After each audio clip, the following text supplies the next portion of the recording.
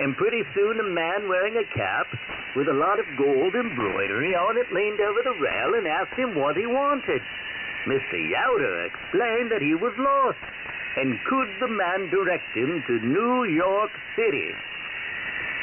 The fellow explained that he was captain of the steamboat and was going that way himself. Just as soon as his hired man fixed the engine trouble they were having at the moment. He went on to say that if Mr. Youder wasn't in a big hurry, he was welcome to tie his boat on behind and ride back to town with him. So Mr. Youder tied his boat to a long rope hanging down at the back of the steamboat, and the captain let down a ladder so he could climb up on top. Mr. Youder remarked that he was right-handy with the machinery himself, so he and the captain went downstairs to where they kept the engine to see if they could help the hired man. The three of them, working together, soon found the trouble and got the thing to running. It still missed on one cylinder, but the captain said it should get them into New York City. So leaving the hired man to run the engine, the captain and Mr. Youder went back upstairs to what the captain called the bridge. That was the place he drove the steamboat from.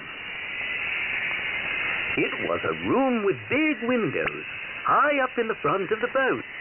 The captain walked up to a steering wheel as high as he was, looked at a big compass to see which way the steamboat was pointing, then hollered down a speaking tube and told the hired man he was ready to start. He turned the steering wheel this way and that for a while until he had the steamboat going the way he wanted. But after that, there wasn't much to do, so he brushed some maps and newspapers off a little table, got out some cards, and asked Mr. Youder if he'd like to play a few games just to pass the time. Mr. Youder explained that he wasn't much of a card player, but if they just played for matches, it was all right with him. The steamboat was so big it sort of cut through the hills of water instead of going up and down like Mr. Youder's rowboat had done, and his stomach began to feel better. Sometimes, when it was Mr. Youder's deal, the captain would get up to speak down the speaking tube to the hired man about the engine, or to blow the whistle at some boat going by. But mostly, they just played cards. At first, they played for matches, but after a while, the captain suggested playing for money, nickels and dimes perhaps, just to make the game interesting. It turned out that the captain wasn't a very good card player, and before long, Mr. Youder had won all the change he had on him, $1.70. His penknife and a gold-trimmed goose-quill toothpick he was very proud of. Then they played for the captain's official, gold-embroidered captain's cap. And Mr. Youder won again.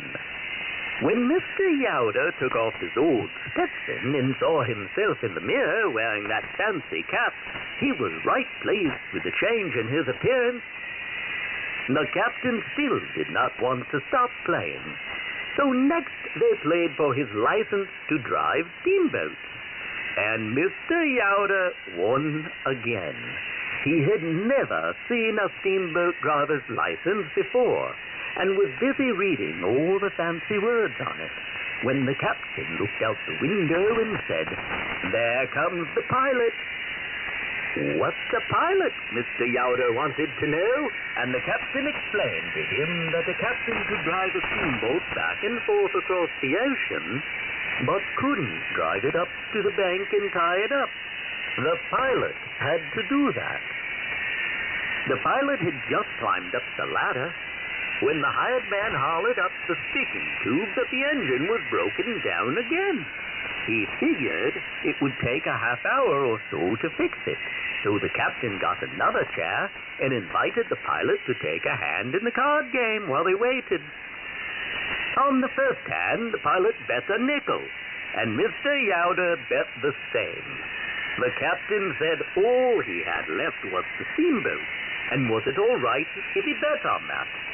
The pilot told the captain he couldn't bet the steamboat because he didn't own it. He just drove it for the man that did. So the pilot and Mr. Yoder played cards, while the captain looked out the window and drummed his fingers on the sill. It turned out that the pilot was no better a card player than the captain had been. By the time the hired man called up through the speaking tube to say he had the engine running again, Mr. Yoder had won all his small change, his fancy Sailor-type jackknife, his official pilot's cap, and his license to drive steamboats up to the bank. So Mr. Yoder put on his new pilot's cap, stuffed the licenses into his hip pocket, and said, "Well, I reckon I'd best start this thing towards town if we're going to get there by supper time." And he walked over to the big steering wheel and picked up the speaking tube to tell the hired man to start things up. Then the captain and the pilot raised considerable objection to his taking over the driving, but Mr. Yoder pointed out to them the rule that said it was against the law for anybody to drive a steamboat without a license, and he was the only man there that had one. It didn't seem right to them somehow, but they had to admit that he did have the licenses and the official caps that went with them.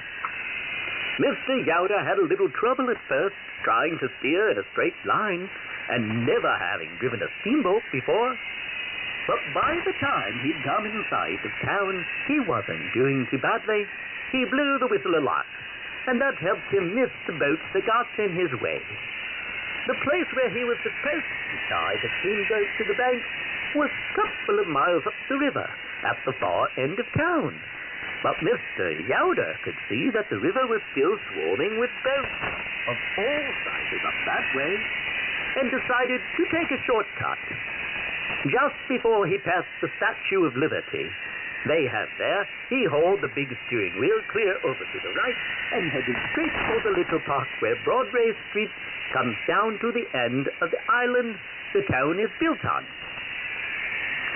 The captain and the pilot began to fight and carry on something dreadful, claiming that Mr. Yoder was going to wreck the steamboat. Mr. Yoder told them he was doing no such thing. He was just taking a shortcut up Broadway Street.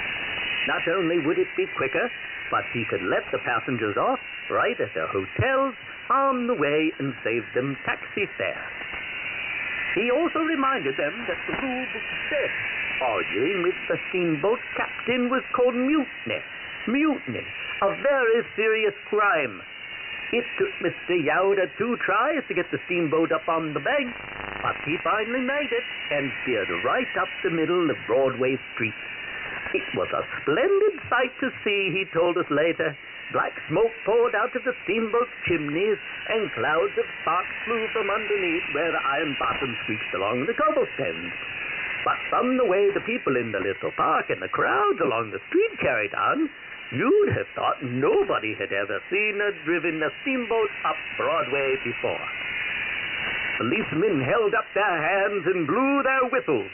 Dogs barked and snapped at the strange monster while automobiles, taxis, and trucks changed centers as they ducked into alleyways and side streets or drove up on the sidewalks to get out of the steamboat's way.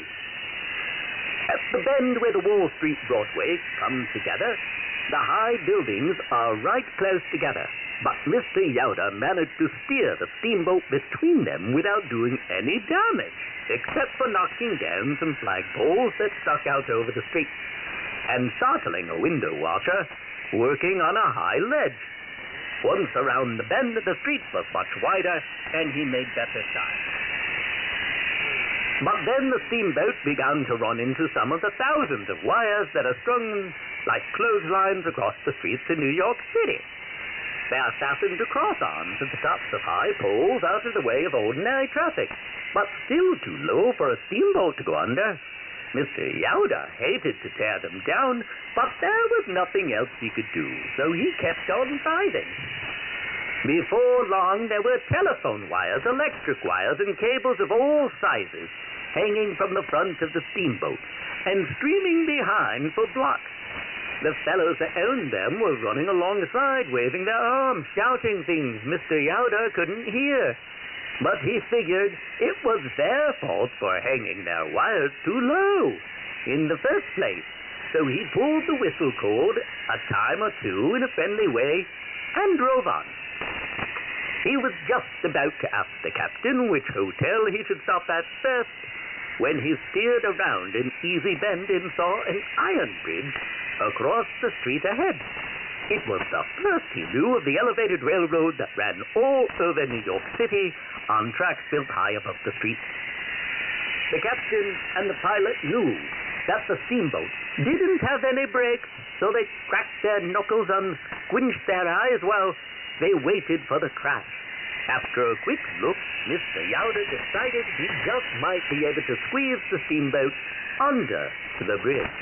He knew it would probably knock the boat's chimney down, but stovepipe isn't expensive.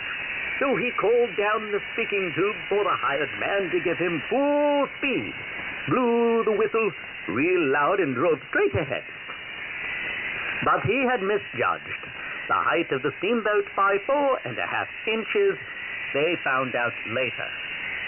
So when the screeching and squealing of bending iron was over and the dust had begun to settle, the steamboat was jammed under the bridge, tight as a cork in a bottle, completely blocking the street.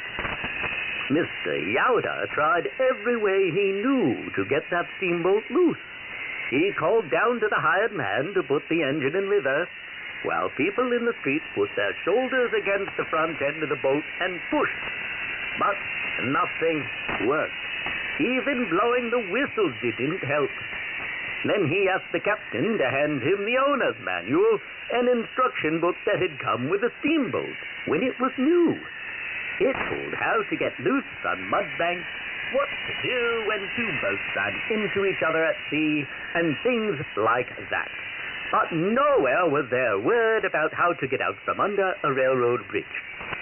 Neither the captain nor the pilot had ever seen such an accident before, so they couldn't help him.